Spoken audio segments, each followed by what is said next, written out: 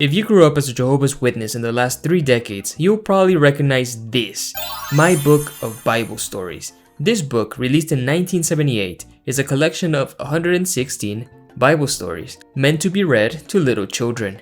But as I'll show you shortly, most of these tales were not child-friendly at all. So join me as we revisit some of the craziest stories and illustrations found within this book. Yeah, it's about to get culty. Are you ready? Let's get into it. Please watch. At the 1978 Victorious Faith International Convention, this release entitled My Book of Bible Stories was soon treasured by young ones around the world. Over the years, it's helped millions to come to love Jehovah and become his faithful worshippers. My parents still have the physical copy of this book. This one is in Spanish, and it actually goes for like $300 in Amazon, believe it or not. This copy has some scribbling on it and some missing pages, but it remains mostly intact. It's a combination of black and white and color illustrations. The book is in chronological order, and it starts from the very beginning of time. In Jehovah's Witness theology, Jehovah God existed forever. He did not have a beginning, but then he created an angel, his firstborn son, who in turn helped him create all other things. First, the other angels, then the sun, the moon, the stars, and the earth. At first, the earth looked desolate like this, but then God made plants, animals, and the first human couple, Adam and Eve. And you know what happens next. Adam and Eve disobey God, they're kicked out of the garden, and the hard life begins. How did Eve give birth to these blonde-ass babies? Who knows? Genetics must have been crazy back then. Don't ask questions. Only 6 stories in and we get our first murder. After Cain sees that God prefers Abel's sacrifice over his own, he is filled with envy and ends up whacking his brother over the head a little too hard. Cain is exiled into the wilderness and he takes one of his sisters with him. We just started with the book and we already have a mention of incest and an innocent man bleeding to death. Now tell me, dear viewer, is this material appropriate for children? Would you read this to your child as a bedtime story? Once there was Abel. Cain hits his brother Abel. He hits him so hard that he kills him. the end. As humanity keeps spreading, most people turn to evil. They murder, they steal, and they dress like Marilyn Monroe. The only good man living in this generation was Enoch, and he delivers a message of judgment from Jehovah, like the first doomsday prophet. Of course, Enoch's contemporaries don't like that one bit, so they intend to kill him. But Jehovah prevents that by killing Enoch himself at the early age of 365. Because the Bible says that people lived for hundreds of years back then, and if the Bible says something, then it must be true. Good answer. After Enoch is gone, evil just keeps spreading. Satan convinces a few angels to come down to earth as human beings, marry the woman, and have children with them. These human-angel hybrids grow up to be the Nephilim, literal giants, who terrorize the population by stealing their fruit baskets. God is so pissed at these acts of tomfoolery that he decides to flood the earth, but not before telling Noah about it. At least one man obeyed God. Noah. You know how most Bible cartoons depict the ark as a boat because it's more visually appealing for children? Well, Watchtower has always depicted the ark as a box because it's more biblically accurate, as if changing the shape of the container made the story any more realistic. So Noah builds the ark and tries to warn his neighbors, but everyone just keeps making fun of him. And why does every woman in this book have a perfect perm? It's also funny how Noah's sons and daughters-in-law are very ethnically diverse, since all of humanity is supposed to descend from these 8 people. Yeah, a lot of incest back then. So after all the animals are inside, God brings the flood, and we get one of the most iconic pictures in the book. Everyone drowns. Woolly mammoths, Komodo dragons, and this woman holding her baby. And the worst part is that the angels who came down to heaven to marry the human woman actually managed to escape the destruction by leaving their bodies behind and going back to heaven, which is something that's not even mentioned in the Bible, by the way. This is pure Watchtower imagination. These disgraced angels are now the demons, and in the Listen to God brochure, you can actually see the angels flying back to heaven with the mothers trying to give their babies to them. I mean, damn, that's dark as fuck. Everyone in the ark survives, so Noah and his ethnically diverse family offer a sacrifice to God. Jehovah likes the barbecue so much that he makes the first rainbow as a promise to never destroy the world again with water. Are we not grateful? It doesn't take long before humanity turns evil again. They even try to build a tower up to heaven, but Jehovah spoils that plan by confusing their languages. But amidst this chaos, there is one dude who is pleasing to God's eyes: Abraham. God tells Abraham to leave everything behind and move to the land of Canaan, promising that his descendants would inherit that land. Then we get two really horrific stories. The first one being the binding of Isaac, where God orders Abraham to sacrifice his only son, and the second one being the destruction of Sodom and Gomorrah, where Lot's wife is turned into a pillar of salt for looking back as God is nuking the city. And what's the lesson children should take from this story? Obedience. Those who do not obey God will lose their lives. That's the main theme throughout this book. Obey or be destroyed. After Lot's wife is turned into a table condiment, he runs off to a cave with his two daughters. Lot's daughters get their father pissed drunk and sleep with him, getting them pregnant. Yeah, more incest. The book doesn't mention this part, to be fair, but any child who picks up their Bible will eventually stumble across these stories. I view heterosexual non-abhorrent pornography too, just to let you brothers know that. Next we get the stories of Isaac, Jacob, and his 12 sons. Nothing too exciting, but wedged in between is the story of Dinah. As I mentioned in my review of the Young People Ask film, this is the worst instance of victim blaming I've seen from the Watchtower. Basically, Dinah, one of Jacob's daughters, starts hanging out with some Canaanite woman. This man, Shehem, starts taking interest in Dinah and forces her to lie down with him. Rape.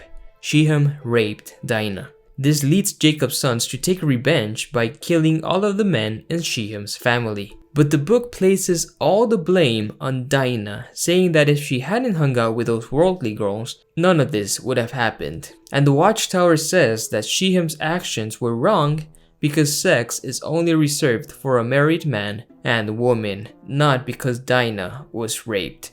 She got herself into this situation, Bruh. and that she'd hurt not only her family, her father, her parents, but Jehovah too. The victim blaming is diabolical, and it worsens a story which shouldn't even be in a children's book in the first place. The moral of the story? How did all this trouble get started?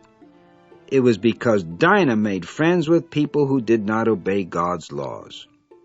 We will not want to make such friends, will we? You wouldn't want to be friends with the unbelievers, would you? Remember what happened to Dinah? We wouldn't want that happening to you. What a godsend. After Joseph is sold into slavery and becomes Pharaoh's right-hand man, Jacob's family moves to Egypt. But a few generations later, the Hebrews end up as slaves. Bruh. You know the Moses story, guys. Baby is found in a basket, grows up in the royal household, escapes to become a shepherd. God calls Moses through a burning bush and commissions him to rescue the Hebrews. Moses goes back to Egypt and orders Pharaoh to let his people go. But Pharaoh refuses, so Jehovah sends 10 horrific plagues to change the Pharaoh's mind. The Hebrews cross the Red Sea, and Pharaoh's army dies, with another image of drowning people. At least there's no weeping mothers this time. God gives Moses the 10 commandments, but as Moses descends from the mountain, he sees the Israelites worshipping a golden calf. No! No! Remember, kids, you must worship only Jehovah, or else you will be destroyed. The people have done a very bad thing. So Moses tells some of the men to take their swords. The bad people who worship the golden calf must die, Moses says. And so the men strike dead 3,000 people. Doesn't this show that we need to be careful to worship only Jehovah and not any false gods? What lesson are children supposed to take from this? That they should take up arms against people with different religions? That if they don't worship Jehovah, they will end up dead? No matter which way you slice it, these stories just promote obedience and religious intolerance. And this cycle repeats itself over several lessons. God protects the Israelites, but once they turn to other gods, he punishes them in gruesome ways. Like this instance, when the Israelites complain against Moses, and God sends venomous snakes to bite them. Even Moses is punished in the end for having a single moment of weakness. So God is painted as this loving father who provides for his children, but who's also willing to annihilate them if they step out of line. And JW kids are told to look up to this character as their best friend. It's like we were indoctrinated to fall in love with an abuser. What a godsend. So after Moses kicks the bucket, the Israelites cross into the promised land, and there's a lot of outlandish stories, talking donkeys, a bit of genocide, and Joshua commanding the sun to stand still. All of these stories are treated not as fables designed to teach us moral lessons, no, they're treated like as absolute fact. They literally happened. I don't know, but I think if you manage to convince children to believe in talking donkeys and sticks turning into snakes, you can pretty much sell them anything about the religion. But wait! There's more! During the era of the judges, the violence is intensified. We have an illustration of Jael driving a tent spike through a man's head, and Samson using his last breath to kill 3,000 Philistines. Because that's what you should do to your enemies, right? Crush them under a building. This guy was like the Bible version of a suicide bomber. Next we get the story of David, another Bible hero who killed thousands of people.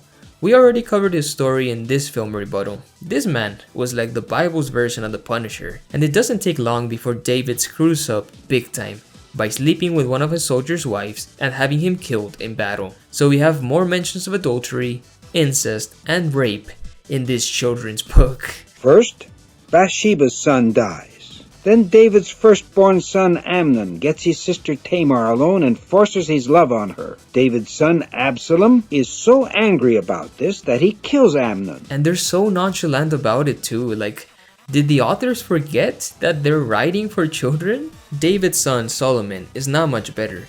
He starts off as a wise king, solving difficult legal issues by threatening to cut babies in half, another image ingrained into my head, and he builds a beautiful temple for Jehovah, which is great news, except for the thousands of sheep and cows who will be slaughtered in its altar.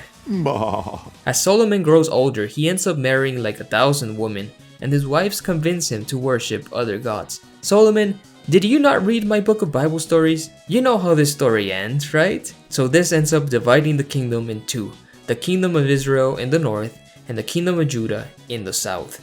Most kings are pretty terrible, turning away from Jehovah and sacrificing their children to Molech, but there are a few good individuals like Hezekiah and Josiah who carries out a little jihad against the Baal worshippers, just a bit more religious intolerance. Epic. And here's another iconic image, with evil Queen Jezebel about to be tossed out a window. Watchtower has a thing for depicting worldly women as redheads. Rahab the prostitute is a redhead, and so is Babylon the Great, a harlot representing false religion. Oh, there's also Jonah and the giant fish, that's also very iconic. And then there's like a strange paradise insert in between all these stories, based on the book of Isaiah. You see, Jehovah's Witnesses base most of their descriptions of paradise in the Old Testament. These restorationist prophecies were meant for the Jewish people returning from exile, but Watchtower uses them to paint a picture of the afterlife where you get to play with elephants and lions and goldfish. Silly as hell. So the Babylonians destroy Jerusalem in 586 BCE and take a lot of Jews captive. This is known as the exile. And here we get the story of Daniel in the lion's den, one of the most iconic Bible stories for children. I'm telling you, whenever Christians want to make Bible stories for children, they always do the same ones. Adam and Eve, Noah's Ark, Joseph, David and Goliath, Jonah, Daniel, and baby Jesus. Those have to be the most popular ones, right? Let me know if I'm missing one. After 70 years in Babylon, the Jews are allowed to return to the promised land, and we get a massive time skip. Yep, boys and girls, now it's finally time to talk about Jesus. Jesus Christ. Compared to the murder and the bloodshed of the Old Testament, the New Testament section is much more tame. It's the gospel stories you are familiar with, but with a few JW twists. For example, Satan is the one who puts the star over Bethlehem, which guides the wise men to baby Jesus. John the Baptist is drawn with short hair, even though he was a Nazarene, and Jesus dies not on a cross, but on an upright stake. And that man is a goner. 3 days later, Jesus resurrects and yeets back to heaven. He drops the Holy Spirit on some of his followers, and Stephen is killed for his faith. But he doesn't try to fight back, no, he just accepts his fate. The lesson? Never take revenge on your enemies. Just forget all those Bible characters we already talked about, who were more than happy to receive God's spirit as they took revenge on their enemies. Looking at you, Samson. Saul of Tarsus receives a vision of Christ and converts, and he travels around the known world spreading his new religion. But wait! There's more! The final section of the book is based on the book of Revelation and gives us what we can expect for the future. We see Jesus coming back to destroy all wicked people, along with 144,000 anointed ones, who are all the same carbon copy of each other. And everyone is male, even though we're told there will be women going to heaven. And they all have horses, because it seems these powerful spirit creatures are still stuck in the Iron Age. Oh, but the book tells us these are not real horses, because there's no horses in heaven. You see, this is just symbolic language to represent war. So the horses are symbolic, but not the number 144,000. That one is literal. Jesus is also depicted with a sword, which he will use to kill all of God's enemies. But wait, didn't you just tell us like a few pages ago that we need to follow Jesus' example and not take revenge upon our enemies? What happened? Did JC have a change of heart? Are we back in the Old Testament again? I don't know what to believe anymore. Oh, but it's all good, because after Jesus and his stable buddies destroy most of humanity, Jehovah is going to turn Earth into a paradise. You will be able to pet lion cubs and deer and give flowers to resurrected ladies. This is a guaranteed reality and not a fantasy constructed from misapplied Jewish restorationist texts. Praise Jehovah. The final lesson in this book is titled, How We Can Live Forever, with these ethnically diverse kids also reading my book of Bible stories, probably laughing at that stupid bald guy drowning in the flood. If we want to gain everlasting life, we need to read our Bibles and obey what Jehovah tells us, because if we don't obey God's laws, Jehovah is going to punish us. You're never too young to serve Jehovah, remember Samuel? He was only 5 years old when he started serving in the tabernacle. So please, get baptized as soon as possible. And don't forget to tell others about Jehovah, especially by going out door knocking with your parents. If you do all of these things, you too can gain everlasting life. The end. What a blast from the past, man. If you grew up as a Jehovah's Witness, this book marked your childhood. A few years ago, Watchtower updated the cover, dumping the iconic yellow coat for some boring drawing of baby Moses. And in 2017, they released a new book titled Lessons You Can Learn from the Bible. I remember being excited for this release because the illustrations were just so badass. I think the governing body realized that it was not appropriate to expose children to images of men bleeding to death, so they had to update all the art. And I'm not gonna lie, the art is gorgeous. It's not gonna become iconic like the first book, since it's actually child friendly now, but from a technical standpoint, I think it's pretty great. The selection of Bible stories in this volume makes much more sense than the first one, and the best part is that they deleted the Dinah story. And I don't know if you know this, but JWs around the world are studying this book for their midweek meeting. I'm dead serious. They are dedicating 30 minutes each week to study a children's book, which is an insult to the intelligence of their members. Gone are the days where you would study Bible prophecies in depth,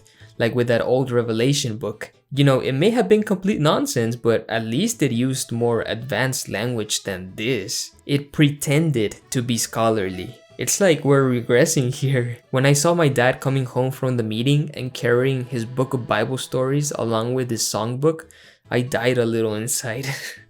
So much for deep spiritual food. So yeah, you will never be the same as the yellow book, you cheap copy. You're boring. So guys, what was your experience with my book of Bible stories? Did you grow up reading it? Are the images still ingrained in your mind? Let me know in the comments below. Would you like me to cover any more Watchtower books? Just for shits and giggles? We still have the Young People Ask books, the Awful Evolution brochures, and that Paradise book, with all the failed prophecies. We still have a lot to cover. So yeah, just let me know in the comments below. If you appreciate my work, please head on over to Patreon or become a channel member. It's only $1 a month, and you gain early access to all my videos. As always guys, thank you so much. Take it easy, have a wonderful day, and stay away from the tower.